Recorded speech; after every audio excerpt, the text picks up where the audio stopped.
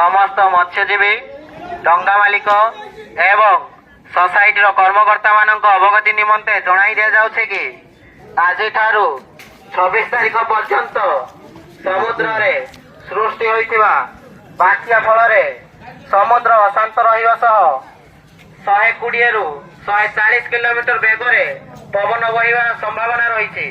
सेथिपाई आज 26 तारीख पर्यंत समुद्र मध्य को माछ धरिया पाई जांतु नहीं एवं जो माने माछ धरिया पाई जाइछंती सेमानंको तुरंत कूल को फेरी आसिया पाई खबर दियंतु एवं निज निजर डंगा जाल एवं अन्यान्य उपकरण सब सुरक्षित स्थान रखिया सह निज डंगा को एक उच्च स्थान रे मोटा दौड़ी साहाय्य रे बांधी रखंतु।